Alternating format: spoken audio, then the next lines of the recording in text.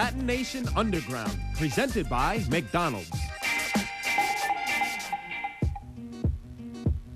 In the heart of Santa Monica, California, is a burgeoning multicultural poetry and spoken word scene being spearheaded by two-time HBO Def Jam poet Joe Hernandez-Kolsky. I can't stand when MCs jump on the bandwagon, tearing down all others. It simply falls right. Out of the beauty of hip-hop, and then I would say maybe a frustration with certain mainstream avenues, spoken word poetry started to come around and become very popular. Ryan Seacrest in his black leather pants is not cool. George W. Bush speaking in Spanish is not cool. Calling a burrito a rap is not cool.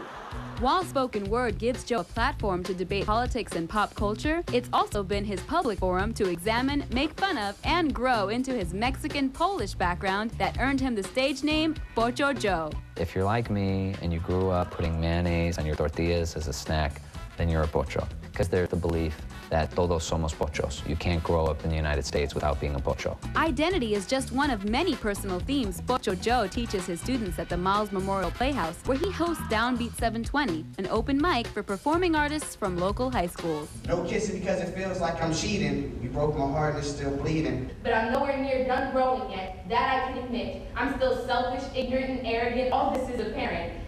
But he sees past all that. Joe's been amazing. He's sort of helped me with a lot of my poetry.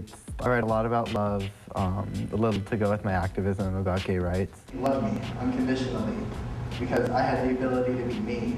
I was his forever, and I was never going to leave. I discovered spoken word after the death of my friend. He was shot and killed, and it kind of just motivated me to write.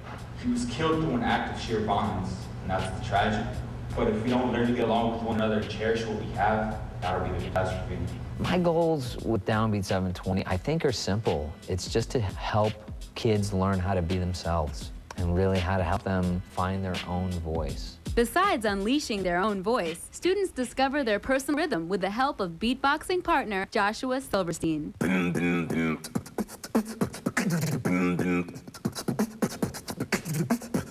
Beatboxing definitely is a hip-hop, but it's not just hip-hop. It's rock, soul, blues, funk, R&B. It's definitely a universal expression.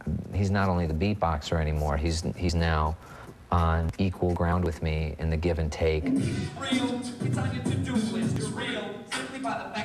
Josh may put the beat to the rhymes, but Joe and his students are doing more than just spitting words at Downbeat 720. I mean, this space is here for them to just create whatever they want, whether it's poetry, emceeing, dancing.